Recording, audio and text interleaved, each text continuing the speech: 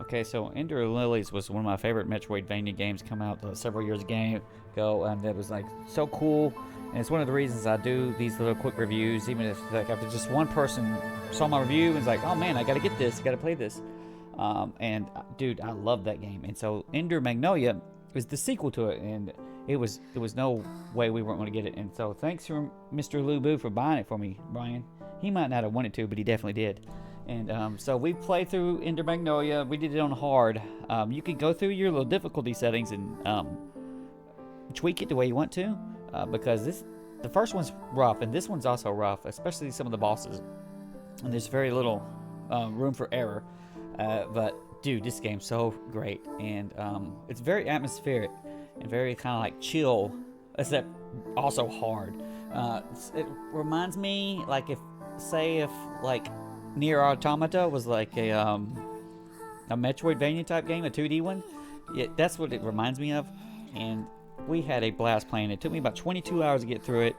And your special Metroidvania abilities they're similar to Shinoa's glyphs, where you kind of collect and sort of get cool things, and then like some of these little spirits and stuff that some of them will alternate your movement speed, and some of them are different attacks, and you can get 3 or 4 of these different attacks going together, and you kind of build your own build, especially as you get to the latter half of the game, where you get a lot of different cool side gears and stuff that you can kind of tweak it out.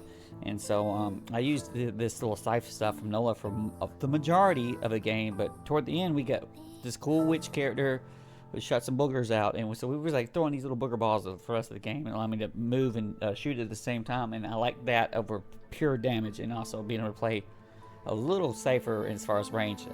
And I loved it, and we built our character around that. There's all these little relics and gears and carapaces and stuff that will help you there.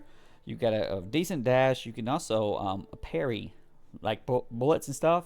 And it feels like playing Street Fighter 3, where I'm just like parrying all the little balls and stuff that in the mini games, and you could like turn those into different kind of projectiles that go back to the enemy. And dude, I love that. I don't normally care much about parrying at all in these types of games, but I was all over in this. I used it sometimes just for survival, because it was tough with some of the boss fights otherwise.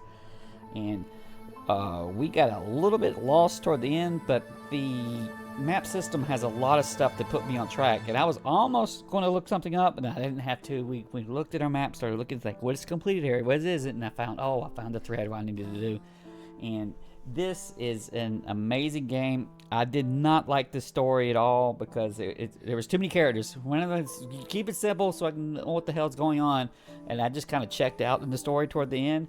I think it's related to the first game, but there's no reason for you to have to play through the first game before you do this one, although definitely play through the first one, because the game's great. And this one continues on, and dude, I loved it. I love the little characters. I love the music. The music's amazing. The graphics are pretty dang good. It's kind of almost like a flashy, like an old school Flash cartoon in some sort of ways. Dude, it's great, and this is an easy recommend for people who like Metroidvanias, with a notable exception that it's pretty dang hard. Although, just go through the little options and tweak that stuff down if you want to. I played it on hard. I got stuck on the last boss. Was pretty hard. There was one other boss that shot a lot of projectiles and had little heals. That was really tough, but we didn't get too stuck otherwise. And the map system, using it to your advantage, you can put little waypoints in and stuff, and it'll say when you've got all the secrets in the area or whether it's completed or not. That kind of stuff helped me out a lot, and I was able to not get too stuck. That's what I normally do in these games, where I get just lost forever and ever and ever. But so, 2 paws up. Brian loves the gameplay. It's challenging. It's fun. Your character feels really good. All of the attacks feel really smooth and just cool to use. And Big Kitty loves that atmosphere, the graphics, and in particular the music. The music's on Spotify. Make sure to get it, and then take a blast. What was this game? It was about $30, Brian. About $25. It's worth it full price. If you can get it 50%, then do that.